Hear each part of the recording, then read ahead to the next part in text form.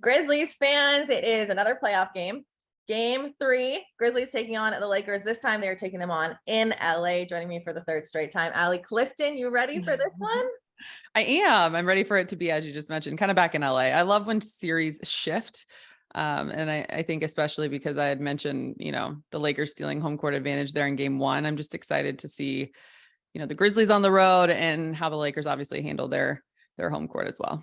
Yes. So when the Lakers won game 1, obviously stealing home court advantage, I know from the Grizzlies side, Allie, that home court is so important for the Grizzlies. Mm-hmm. Were 35-6 at home this year.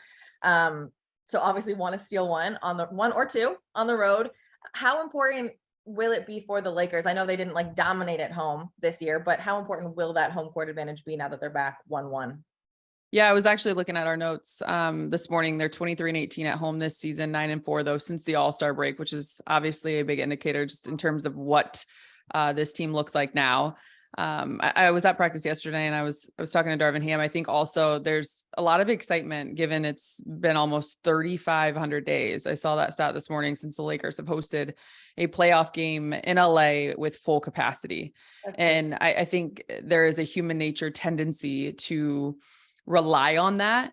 And I understand that, but I was talking to Darvin yesterday about not allowing that to kind of take over and making sure that you still show up with the same intensity, urgency, and focus. I think it's something that the Lakers lacked from the jump in game 2 in Memphis. So to think that just because you're at home, the fans are going to take care of it for you. No, they're going to do their job.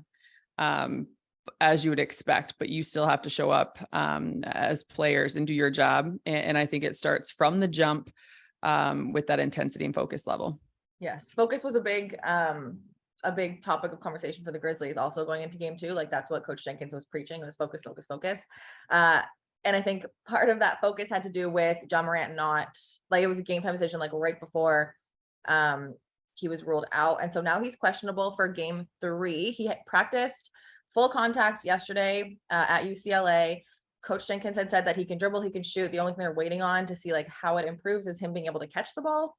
So vital parts of the game. Yeah, just a little thing that he's going to need to do there. So he is still questionable. He did not play game 2. I would say that he is a big part of the Grizzlies offense, obviously, but how the Grizzlies, I would say, won game 2 was their defense. They held the Lakers to 93 points. And I looked at the Lakers schedule, Allie. They haven't scored less than 100 since the end of December. But then the game after that, it was a Miami loss. After that, they scored 130 points. So what have you seen from the Lakers in terms of responding? Because that's a huge response. Absolutely. Well, I think one common denominator, I can't remember if AD was a part of that, but our team is different now. However, I do look at Anthony Davis's line of 13 points, 4 of 14 from the field. That can't happen again. I understand and recognize, I was just talking about it on our podcast the other day, actually, how versatile Anthony Davis is, right? And that's obviously a part of who he is in this league and his dominance. But whether it's making quicker decisions, beating the double team, or being more aggressive within those double teams, I think he often makes the right decision out of them. But having said that, then you've got guys like D'Angelo Russell, the ball is going to come to you 5 points, 2 of 11 from the field. Again, that can't happen. And so to your point, it's very rare when the Lakers are held below triple digits. And the response, I think, not just in that game alone, that you recall back in December, but throughout the season, their attitude and their intensity, which always starts defensively for them, has always elevated in moments as such. So I think D'Angelo Russell, I said it before game 1, he was my X factor, and it's not just game by game. It is for this series, for however long the Lakers want to play. You need big nights and big moments from D'Angelo Russell, and that's on the offensive end, especially. Yeah. I'm going to flip it and talk about a little something quick that we had from the Grizzlies when we had a big night. Was obviously Jaren Jackson Jr. has been pivotal offensively and defensively, especially in game 2 with John Morant out, and a couple double teams were thrown his way, and he was happy to give the ball to his former college teammate. And Xavier Tillman Sr. had a big night. 22 points, 13 rebounds. He shot 77% from the field. Those are both season high numbers for him. Do you see this as an adjustment that needs to be made, or was it just like that was his night to shine? AD, I think AD was guarding him. Am I wrong? Mhm.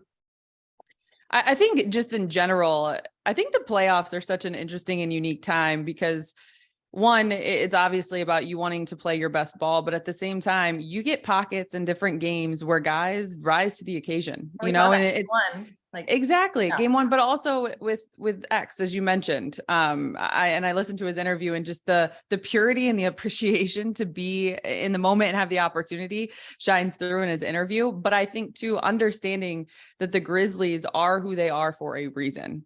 You know, and they've been at the top of the Western Conference now, back-to-back seasons for a while. They've been building this thing up. There's a confidence, there's a swagger to them. And every single guy feeds that. And so just having that, an awareness and attentiveness to be able to obviously game to game adjust, understand the threat. But I think being able to match it, right? So whether that is in the interior with your bigs, with X and his ability to step up and back up JJ, or offensively making them work as well. You know, that's where I read that line with Anthony Davis. It's very uncharacteristic to see AD with those numbers. All right, let's talk about X factors before I let us both get ready for the game, I guess. Stat wise, let's go X factors first. Last time yours was turnovers, mine was rebounding.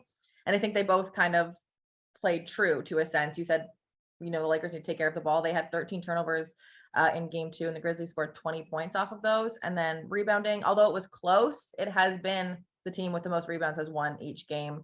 I mean, that happens. It's basketball. You have more possessions. Do you have a different X factor for today in terms I'm of? going to go all mindset and focus. I just the mental aspect. I think we both know, covering our respective teams, the storylines coming into this one, we don't have to dive into it, but I think the writing's on the wall, right? I think whichever team is going to show up with that mental fortitude and that ability to withstand punch by punch throughout the course of this game puts himself in a good position. I think we've come to realize and understand how valuable turnovers are, taking care of the basketball, rebounding, offensive possessions, getting out in the fast break. The matchup's set up for itself, and we understand that from game 1. But now it's about, you got to beat a team 4 times, right? And you're going to continue to see this team and these spicy narratives that kind of filter through from the outside are fun.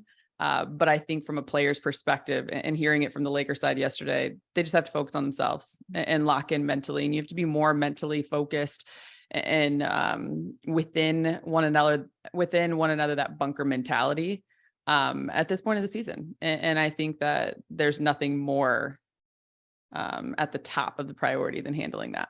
I like mindset. I like mindset a lot. My very last for you, is there, let's take like the star guys out of it. Is there an X factor in terms of players tonight back home? I don't know if anyone plays good at home, if it's the same X factor as last time with D'Lo. Who's your I'll go different because I've hit on D'Lo a lot just because I think he's very important. And I say that all because I know he can bring that, right? But having said that, I'm going to go Austin Reeves in this one.